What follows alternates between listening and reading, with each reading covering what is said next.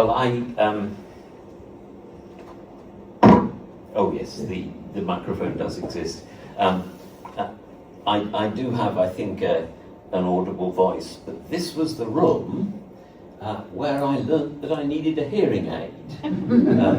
Because we were at a staff meeting and there was a table down the middle of this room, and I was at that end, sort of about where Tom is, or a bit nearer the door, and a colleague, I suppose I won't name him, we'll like Matt Bailey anyway, a colleague was speaking from this end,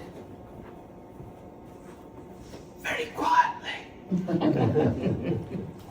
and I was straining to hear, and I couldn't, and afterwards I asked about this. I asked a friend about this, who said the acoustics are terrible in that room, which all right.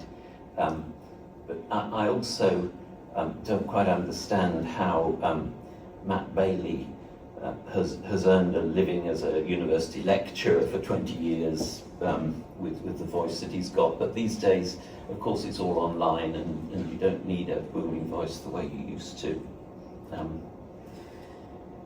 I face a challenge this evening in that I have to speak about something I've given a lot of thought to over many years, so I have to restrain myself from going on too long. Until independence 61 years ago, Malawi was known as Nyasaland. Its first colonial name was British Central Africa from 1891 to 1907. But that name has almost wholly disappeared. There's a place in Blantyre called BCA Hill, and its name today is known to most local people, but only as letters of the alphabet. BCA Hill, it's BCA.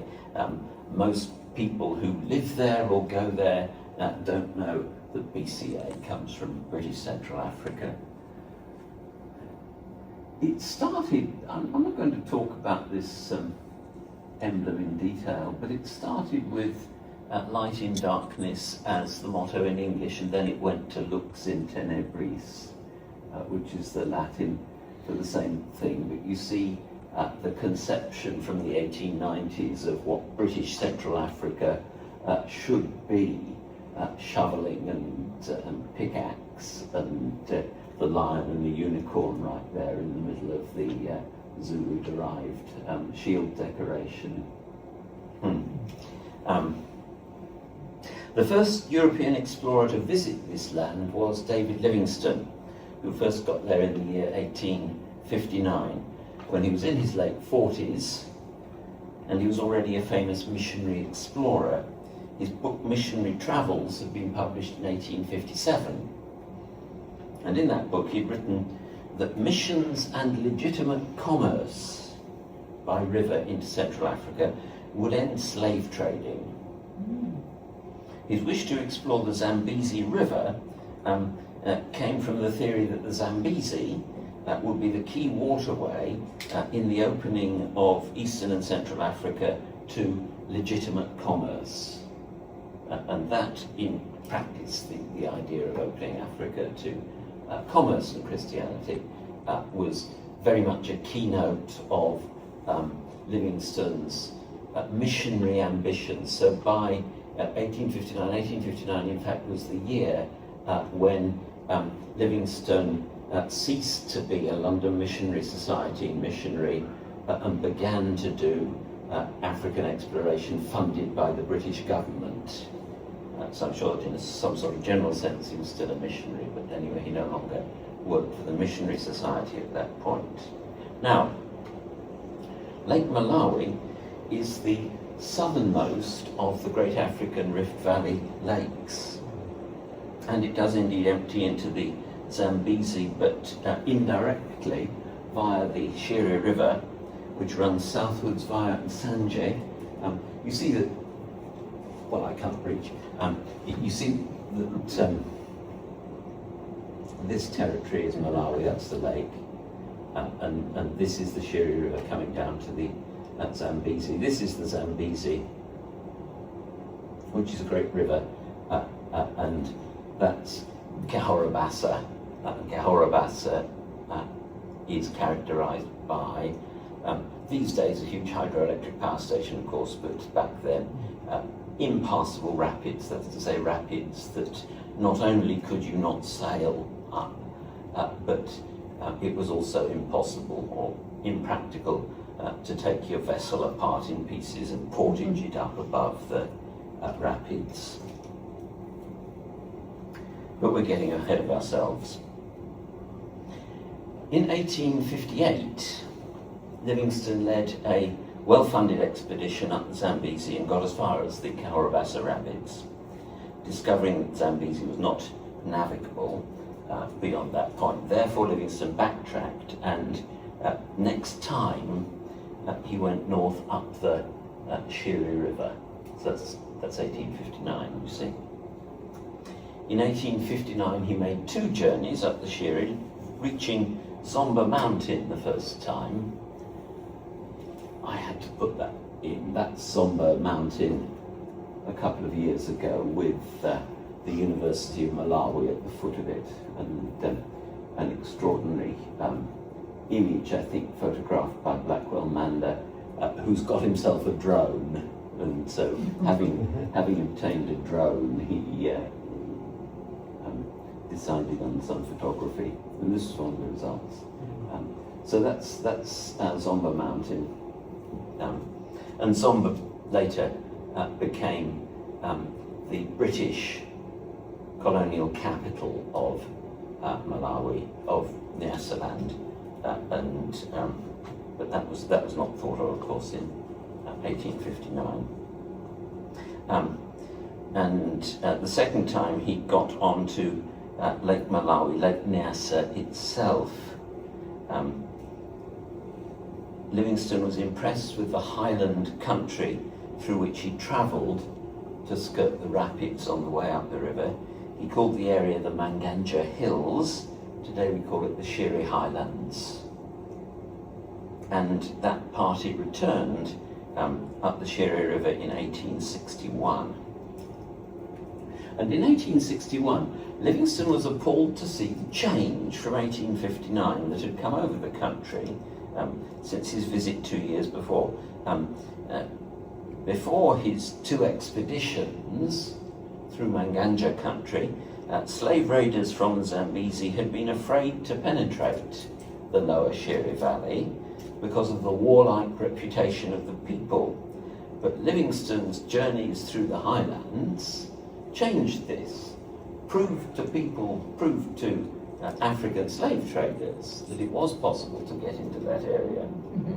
And so the invasion of the highlands by Yao and others from Mangochi had already begun when Livingstone first entered Nyasaland. In his report to the Royal Geographical Society on the discovery of Lake Chewa, which is just to the south of the Great Lake, he tells how a Nyanja man to whom he was speaking on the shore of the lake pointed to the gap at Fort Lister, Mangochi, and said, "That's the way the Anguru take when they come to enslave us." Anguru is the word for the ethnic groups that we would now probably describe as Lomwe, who migrated into Malawi from about that date and are now settled.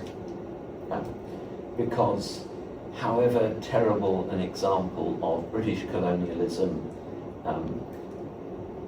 Nyasaland was, and it was a horrible colonial slum,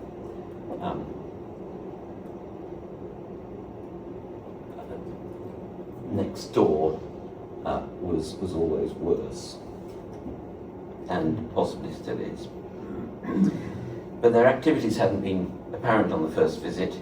From the time the mission party arrived at Chibisa's village, they heard news of war and slave raiding in the hills. Concrete evidence of it was found on each stage of the journey. Gangs of slave traders with slaves were met. Villages that Livingstone remembered from present visits were found burnt. The slavers fled on the sight of the Europeans and the slaves were set free. So it was that the missionaries were greeted by the Manganja as protectors and were offered land on which to settle by a chief named Chigunda, who lived on the Namad Sea. Livingstone didn't, however, settle in Nyasaland. Indeed, his travels continued to the end of his life in 1873. He lived to be 60. In 1861, he reached Nkota for the first time. I'll come on to a map of that. I do have a map. And I won't fill in the whole chronicle of his explorations, but he was back there in 1864. And on that occasion in 1864, he met under this tree, which is still there, with the fig tree, with the Jumbe of Nkota. Jumbe was a title he'd given himself, but the ruler of Nkota, who was an Arab slave dealer from the east coast of Africa, whose name was Salim bin Abdallah. The Jumbe was the principal slave trader of the territory. He had facilities in Nkota where he kept slaves who'd been brought to him from slave raids, and when he had 1,000, he would send them walking over land. They had to sail across the lake first, and then walking over land to the coast, the Tanzanian coast as we call it today, at Kilwa. So this is a little bit north. You see where Tanzania is relative to Nyasaland. Nyasaland is this bit running down here now. I sometimes, when people ask me, Malawi, where's that? What's that? And of course it's a small little country about the size of England, which puts it out of scale with most African countries. And I tell them Malawi is a slice of Mozambique that the British stole in the 1890s. I'm oversimplifying there, but before the 1890s, the Portuguese would have claimed that it was all theirs. In fact, they did. But at the Congress of Berlin in 1884, the principle of effective occupation was established. And the European powers agreed between themselves that you could claim African territory for yourself if you were in effective occupation of it. And in Nyasaland, Malawi, in the 1890s, there were no Portuguese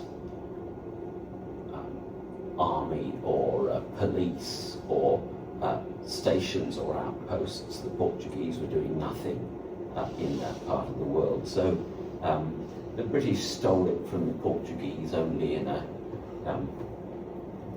strange sense. It was something that the Portuguese had claimed for hundreds of years, but never actually taken charge or managed attacks or anything of that sort. And yes, so the Jumbe would send his slaves walking to the coast at Kilwa to be sold to buyers in the Zanzibar, Oman slave trade. Of course, most people around here have heard a lot about the Atlantic slave trade from West Africa via Ghana and places of that sort, and to Brazil and the West Indies and the USA.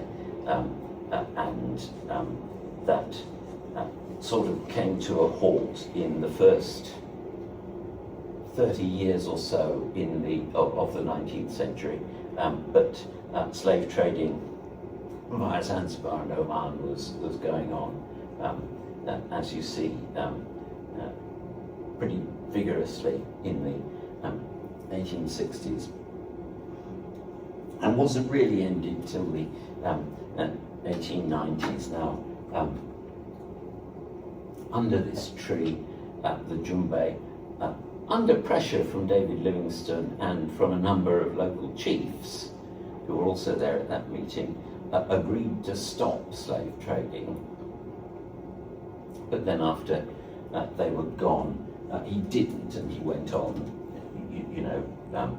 almost the same as before. So we can say that Livingstone gained Salim bin Abdullah's agreement to end slave trading, but then he didn't actually do it. So, that's politics, I guess.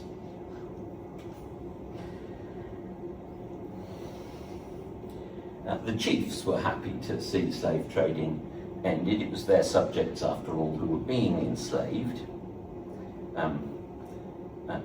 But the final end is slave trading came in the 1890s when Sir Harry Johnston set up a British government of British South Africa based in Zomba. Now, Livingstone's central message about Africa, the need to introduce Christianity and civilization through commerce, had a long pedigree, going back to the beginning of the British missionary movement in the 1780s. Livingstone died in 1873, aged 60, at Chief Chitambo's village at Chipundu, southeast of Link Bangweulu in present-day Zambia. And this is a David Livingstone medal issued by the London Missionary Society in 1913. So for the anniversary of Livingstone's birth, his 100th birthday, and you'll see on the reverse there, St. Paul preaching in front of the altar to an unknown God. You see that agnosto theo in Athens with "to the whole world," eis ton kosmon hapantha in the exurg, and portrait of Livingstone on the obverse side.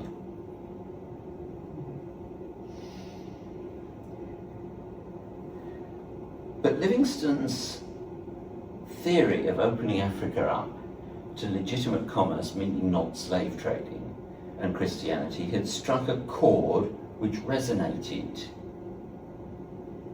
In 1861 and 1862, he'd shared his expedition up the Zambezi and Shire River with Bishop Charles Mackenzie, head of the university's mission to South Africa. So it's Central Africa, rather, not South Africa.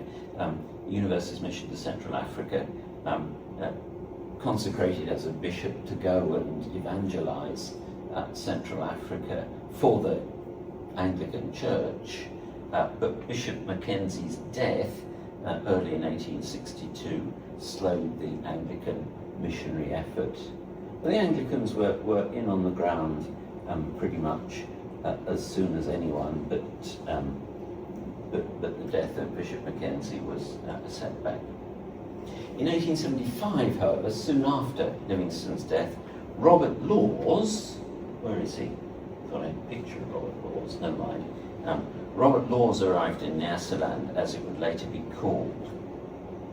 Laws, as a teenager in 1865, had heard Robert Moffat speak, Moffat being a missionary and David Livingstone's father-in-law, and Laws had read David Livingstone's travels.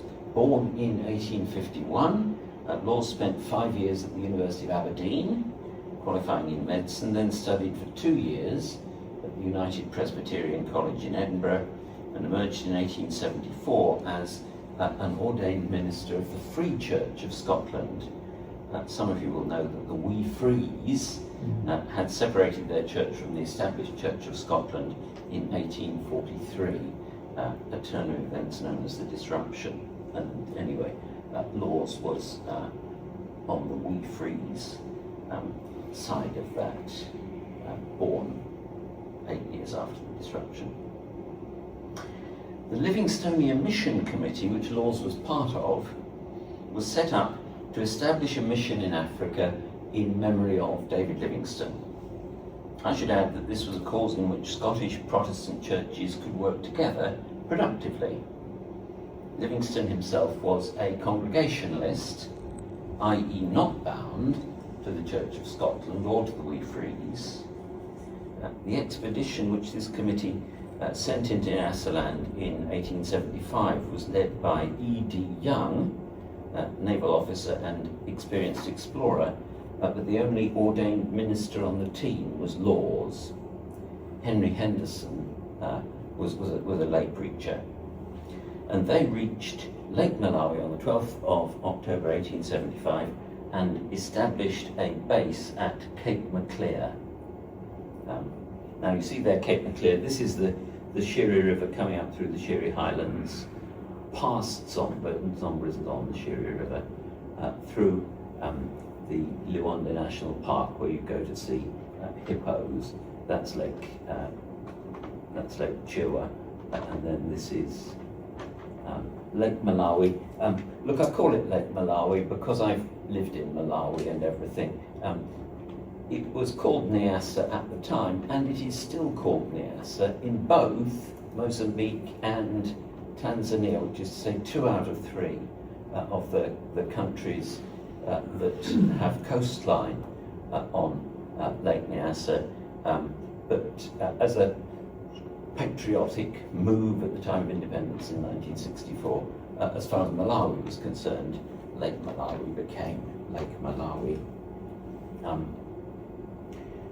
And you see Cape Maclear there. You can understand just by looking at the map, I think, some of both the advantages and disadvantages of Cape Maclear as a missionary headquarters. The advantage was that it had water communications. You could sail north up the lake and get to many places.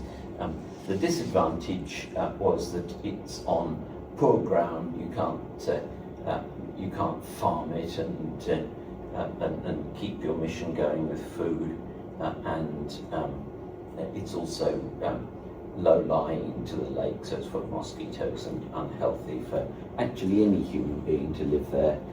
But of course, the concern that they have most of all is the missionaries. This is an up-to-date picture of the missionary graves then at Cape Maclear, which were dug between 1877 and 1881. It was only 4 years that they stayed at Cape Maclear, and I also feel that this older monochrome image is kind of more evocative. It's got the plaque on the rock there, but you see the graves themselves, and somehow I think that's got more atmosphere than this. But I guess it depends how you look at it. As early as 1878, Laws, who by then had become the leader of the mission, travelled north and identified a new site at Bandawe. Now again, I'll show you that on a map a little later, but what I've got for Bandawe is the church in 1914 and the first African clergy ordained by the Livingstonian mission. And distinguished and reverend gentlemen, but you understand that that's coming on for 40 years. It's not quite 40 years after Robert Laws first got to Nyasaland. And so one of the things that you can infer from that picture is that the Scottish missionaries didn't fall over themselves in their haste to ordain local clergy, though setting up a Nyasa church was one of their aims. But by the time this picture was taken in 1914, John Chilembwe, who was a Baptist, had gone to the United States, been educated, come back to Nyasaland as a Baptist missionary, and built the Providence Industrial Mission in Chiradzulu district. So there was a full-scale mission. Stuart Piggin compares these 19th century, 19th, 20th century missions with medieval monasteries in Europe. They were great settlements, centres of worship. They'd have a church, but also healing. They'd have a hospital, and also training. The idea of an industrial mission, which John Chilembwe got, came from Robert Laws and came from training people to participate in the modern economy, teaching them building skills and carpentry and the rest of it, everything that you could need in the 19th century economy. So the caution, let's put it no higher than that, the caution that the Livingstonian mission had in advancing their converts to the clergy was something that perhaps held them back a little.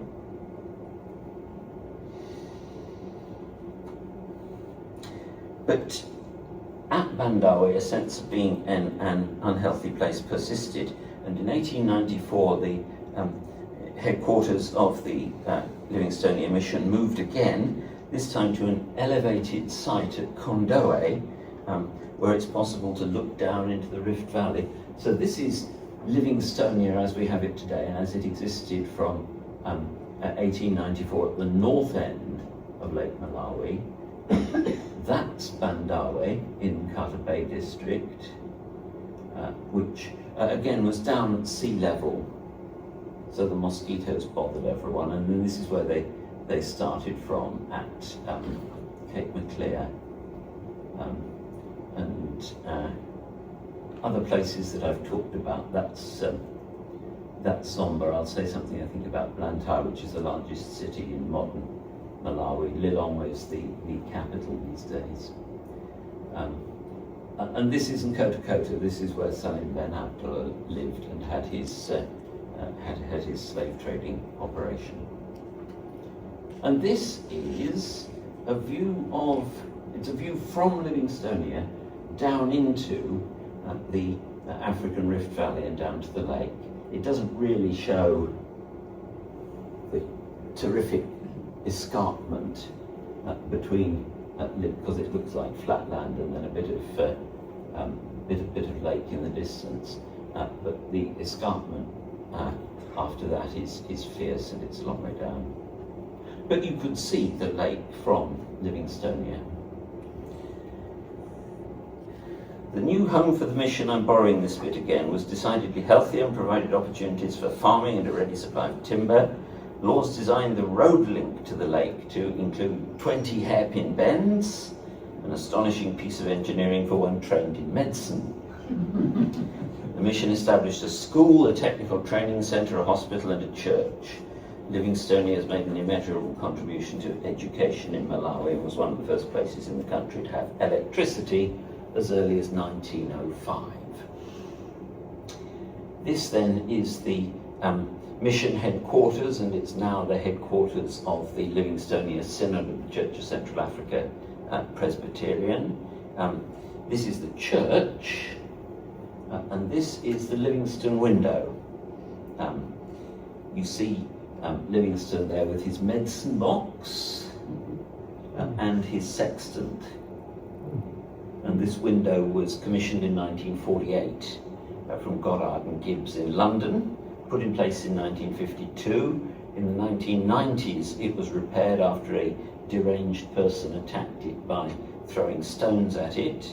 And the repairs were completed just in time for a visit by Dr. Bakili Muluzi, the second President of the Republic of Malawi, on the 12th of October 1994, which was the 119th anniversary of Robert Laws's first arrival on Lake Malawi.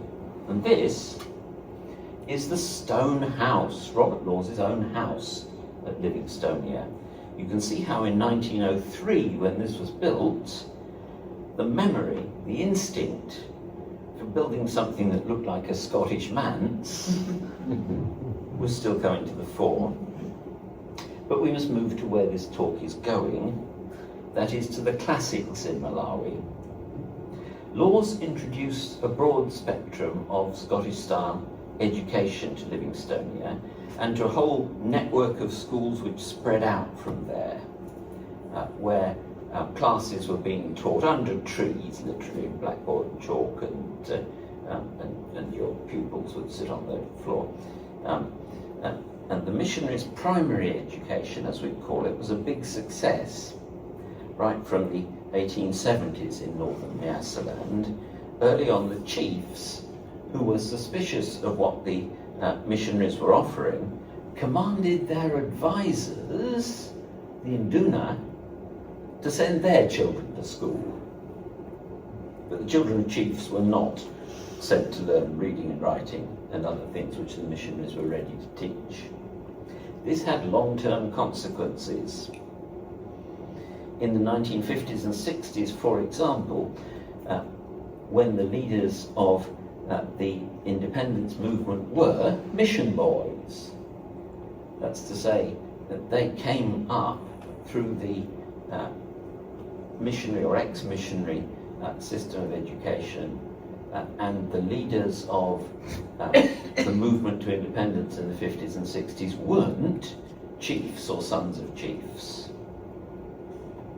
Up to this day, chiefs themselves have a powerful conservative tendency, which plays out as a tendency to support the government of the day, whatever it is. And chiefs tend to not attach great value to high levels of education.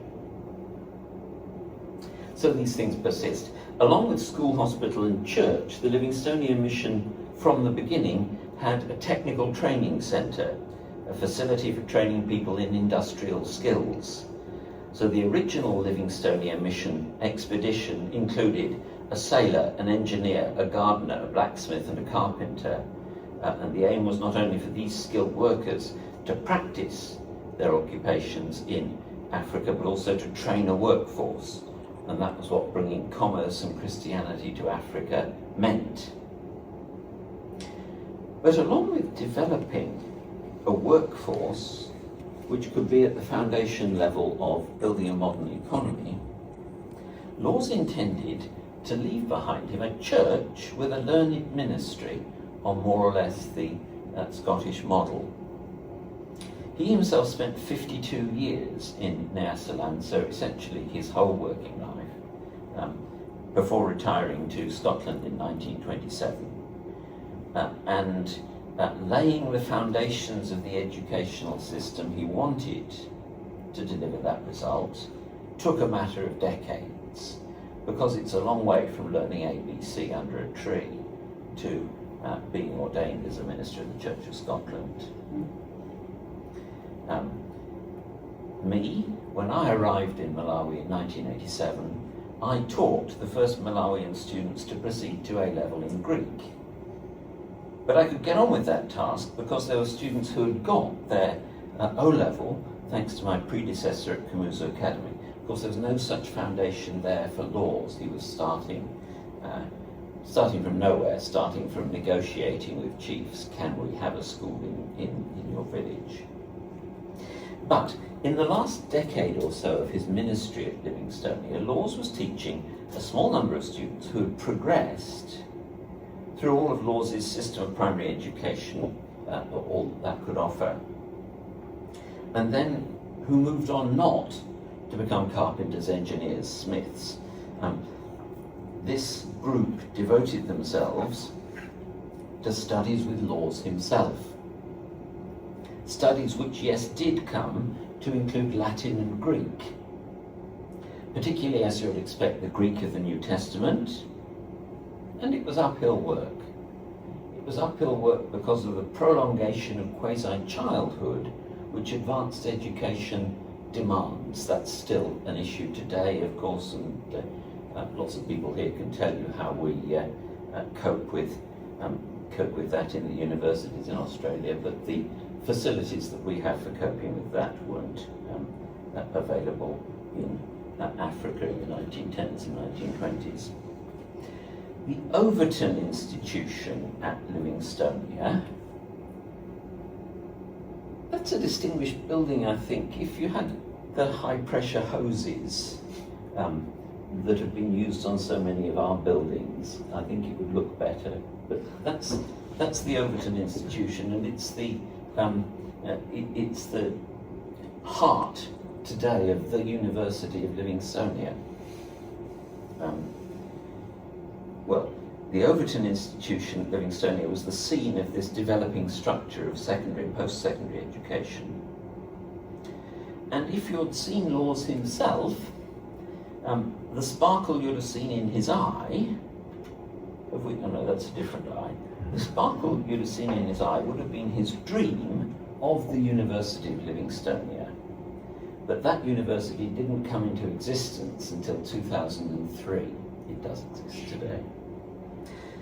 Perhaps Laws could have moved things ahead faster if he hadn't reached retiring age and gone back to Scotland, but You know, that's where we all go if we survive that long. I mean, retirement, not Scotland necessarily.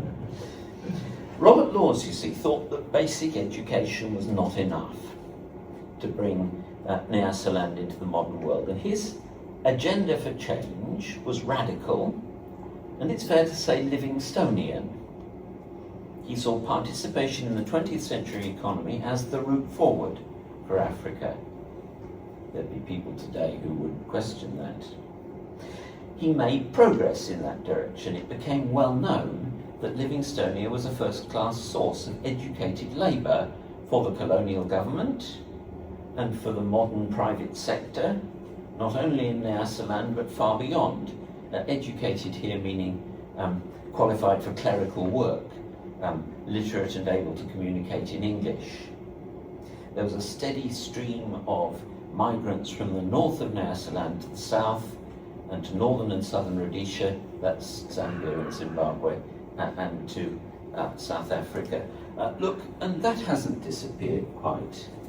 When I was in Malawi in the 1980s, this is a feature of the sometimes unpleasant politics of that time. There was suspicion, I think particularly in the Life President's mind, there was suspicion against Northerners. Hastings Banda, the Life President of Malawi, was from the central region. I'll come on to him in a little bit more detail in a moment, but he in the 1980s was suspicious of Northerners, and there was a move, there was legislation which forced all teachers to teach in their region of origin. And this meant that northern headmasters who were in charge of schools in the southern region or in the central region were being sent back to the north and taking jobs in primary schools and I don't know what, disrupting everything about lives that they'd built up over decades. And it was because of suspicion against, well, Northerners as people and against essentially the echoes in the 1980s of the products of the Livingstonian mission, products of the advantage that Northerners had gained in education compared with people from other districts and other regions of the country. But what supervened after Law's retirement was a change in the conception of what education ought to be at Livingstonia. I mentioned before, and I forgot to mention before, that Henry Henderson, lay preacher who was on the original Livingstonian mission expedition, Henry Henderson went and started the Blantyre mission. So Laws stayed with, if you like, the main party and headed their mission at Cape Maclear and then Bandawe and then Kondowe. But Henry Henderson went and started the Blantyre mission off to the west in the Shiri Highlands. And there were differences. Henry Henderson was Church of Scotland. Robert Laws was Wee Frees. Perhaps it's not the way around that you would expect, but it was in Blantyre that they taught their converts that dancing was a sin and that they shouldn't dance. In the Livingstonian mission, dancing was not forbidden. So there were differences of emphasis between the preaching at Livingstonia and preaching at Blantyre. But in 1889, another Presbyterian mission started up at Nkoma in the central region, Malawi, some distance south from Livingstonia, but also a good way north of Blantyre and the Shiri Highlands. And the difference between the Nkoma mission, now the Nkoma Synod of the Church of Central Africa Presbyterian, and the Scottish missions to the north and south, was that it was established by the Dutch Reformed Church mission, i.e. by South Africans, by white South Africans. At Nkoma, as in the other Presbyterian missions, there was great investment in schools and education. But the prevailing thinking there was that encouraging Africans to pursue advanced education was harmful, because those who got it would leave their home villages and go and work for the colonial government. Well, the Dutch Reformed Church Mission didn't want to be producing clerks for the colonial government. That wasn't the business they were in. Or for private sector and commercial employers who, in either case, had contributed nothing to the cost of educating the people they employed. Therefore, the position that was taken was that advanced education was irrelevant to the local community and took away people who had potential to contribute if they stayed at home.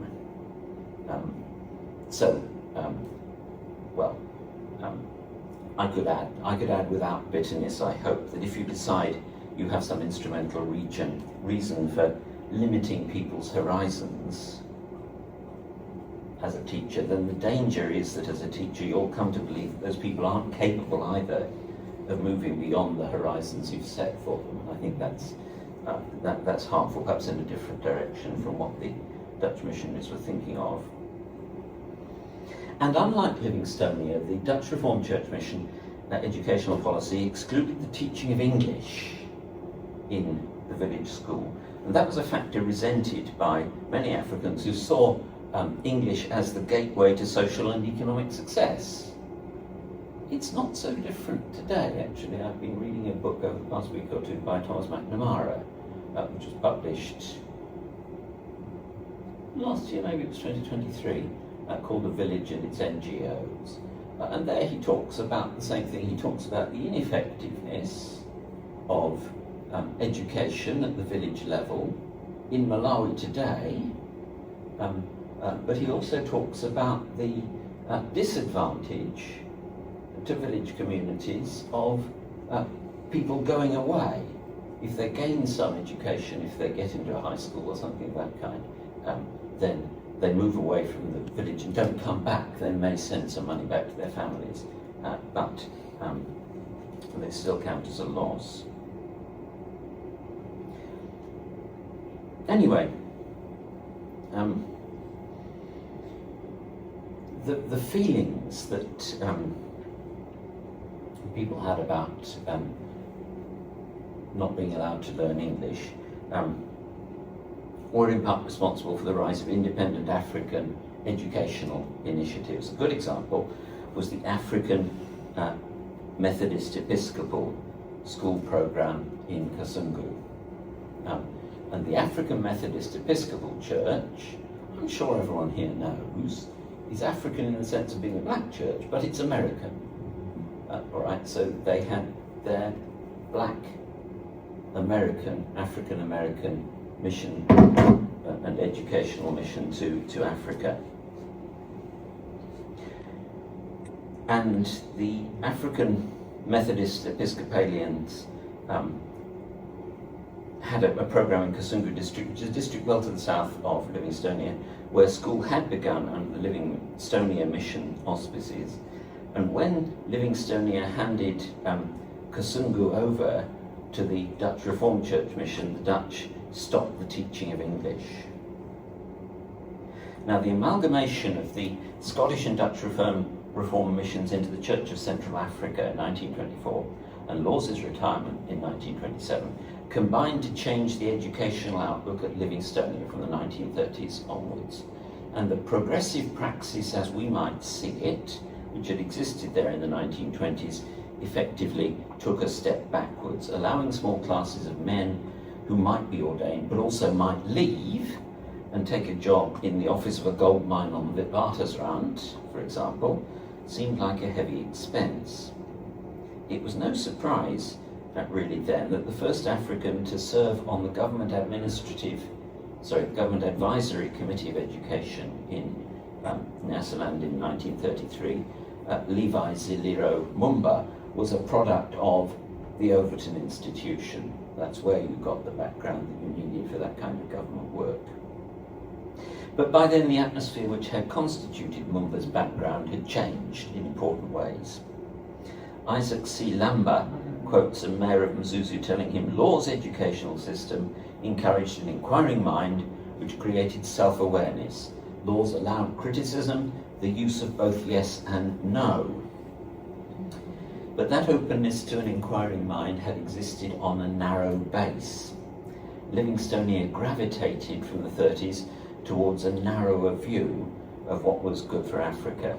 And yet, Levi Mumba was not the only brand plucked from the burning.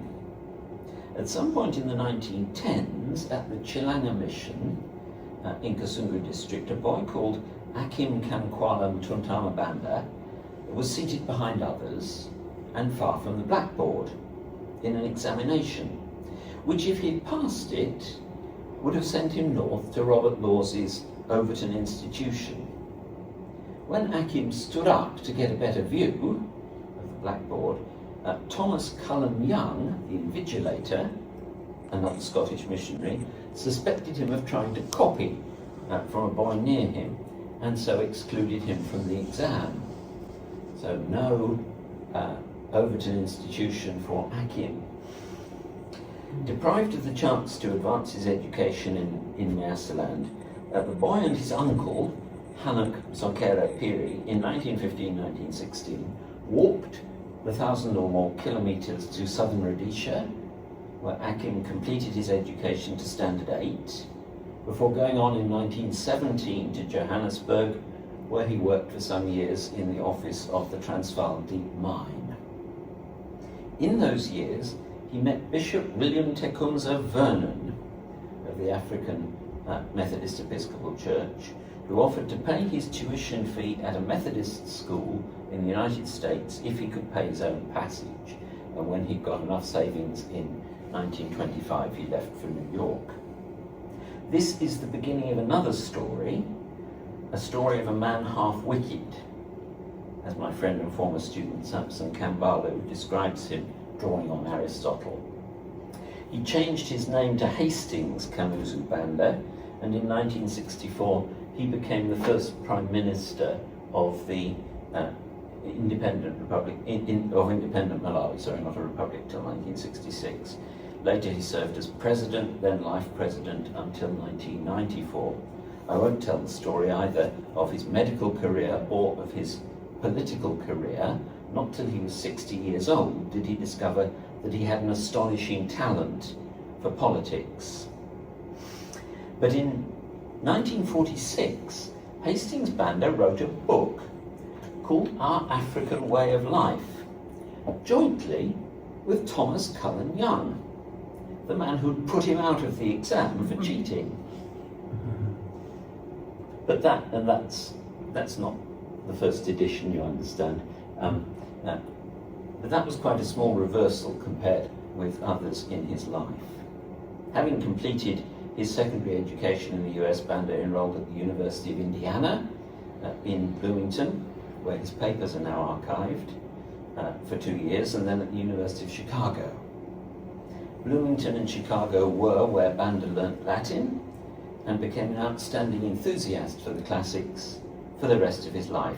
Latin was taught in Malawi at the time of independence, mostly in Roman Catholic schools, but it was Hastings Banda who, at a high cost, built a terrific boarding school in his home village, named after himself, Kamuzu Academy, with high arches in the style of the Bath of Constantine. I won't tell you everything about when I taught there, because I pretty much had my time, though part of the story comes in this book. But I'm glad to add that unlike some adventures of this kind, it's still going, nearly 30 years on from its founder's death. These are some of this year's advertisements for admissions and entrance exams.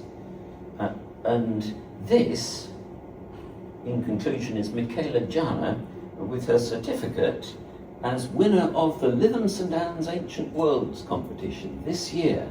The Lytham St Anne's branch of the Classical Association is the largest branch of the Classical Association in Britain. They have an essay competition for high schoolers. Well, Michaela's won it this year, and I have in fact got a link to her giving her talk about talk about Sisyphus rolling the stone up the hill, but I won't keep you away from your refreshments with that. Thanks very much.